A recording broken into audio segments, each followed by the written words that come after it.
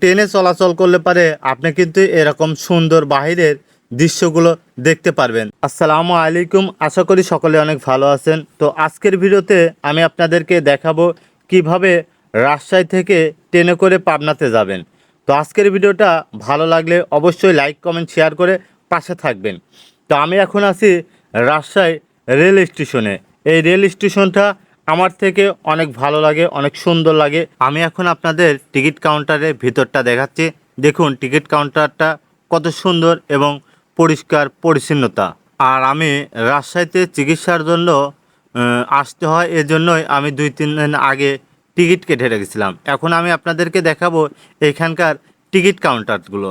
এখানে 1 থেকে 8 নম্বর পর্যন্ত আপনি টিকিট কাউন্টার দেখতে পারবেন।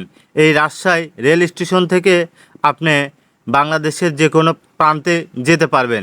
আর একটা কথা হলো, আপনি যদি অনলাইনে টিকিট কাটেন তাহলে তো আপনাকে এই টিকিট কাউন্টারে দাঁড়িয়ে টিকিট কাটতে হবে না। আর যদি আপনি অনলাইনে টিকিট না কাটেন তাহলে কিন্তু আপনাকে এই টিকিট কাউন্টারে দাঁড়িয়েই টিকিট কাটতে হবে। আর টিকিট কাটা শেষ, আমার যেহেতু টিকিট কাটা লাগেনি এই জন্য আমি এখন প্ল্যাটফর্মের দিকে এগোচ্ছি এবং আপনাদেরকে দেখাবো। এই যে কেসি গেটগুলো দেখতেছেন, এই কেসি গেটের সামনে প্রত্যেকটা সময় টিটি দাঁড়িয়ে থাকে। আপনাদের টিকিট আছে কিনা এগুলো জিজ্ঞেস করবেন। তো আমি এখন প্ল্যাটফর্মের দিকে এসেছি। তো প্ল্যাটফর্মে এসে একটা জিনিস দেখতে পেলাম, সেটা হলো এই যে ট্রেনটা দেখছেন, এটা হলো একটি তেলবাহী ট্রেন। জানি না এই ট্রেনটা কোথা থেকে এসলো, তবে আমাদের যে ট্রেনটার কথা বলছি সেটা হলো ইতিমধ্যেই কিন্তু এই যে দেখতে পাচ্ছেন প্ল্যাটফর্মে এসে দাঁড়ালো। এটা হলো পাবনা ঢালারচর এক্সপ্রেস। ঠিক 4:45 এসে প্ল্যাটফর্মে দাঁড়াবেন এবং 5টার সময় এই ট্রেনটি এখান থেকে ছেড়ে চলে যায়। তো দেখতেই পাচ্ছেন আমি ট্রেনে উঠে পড়ছি এবং ট্রেনটি 5টা বাজে ছেড়ে দিয়েছেন। তো আপনাদের কার কার ট্রেনে ভ্রমণ করতে ভালো লাগে অবশ্যই কমেন্ট করে জানাবেন। আর এই সৌন্দর্যটা আমার থেকে অনেক ভালো লাগতেছিল। একটি কথা বলতে আমি ভুলেই গেছি, পাবনা ঢালারচর এক্সপ্রেসটা কিন্তু 2 রকম টিকিট পাবেন। একটি টিকিটের মূল্য নেবে আপনার থেকে 100 টাকা, আরেকটি টিকিটের মূল্য নেবে আপনার থেকে 85 টাকা। তো আমি যে টিকিটটা কেটেছিলাম সেটার মূল্য ছিল 100 টাকা এবং ভিআইপি টিকিট।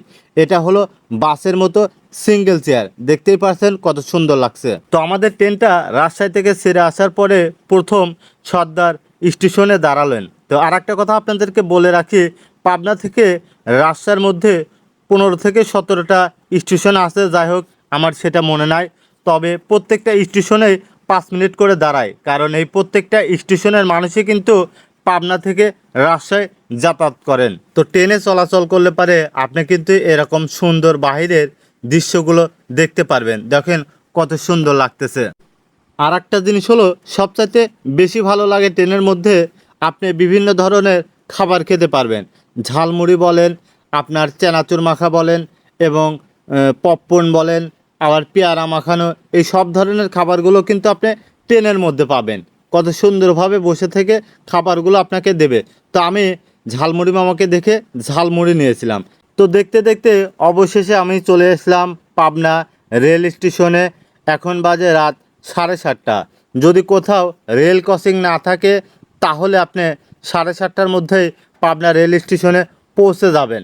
এটা হলো Pabna rail station ticket counter. এখানে আপনি বিকেল 5টা থেকে 7টা পর্যন্ত টিকিট কেটে রাখতে পারবেন। আর এই ট্রেনটি মঙ্গলবার বন্ধ থাকে। তো সবাই ভালো থাকবেন, সুস্থ থাকবেন, খোদা হাফেজ। আজকের ভিডিওটা এখানেই শেষ করলাম। এখান থেকে এই অটোগুলো দেখতে পাচ্ছেন, এই অটোতে চড়েই আমি আমার বাসায় চলে যাব।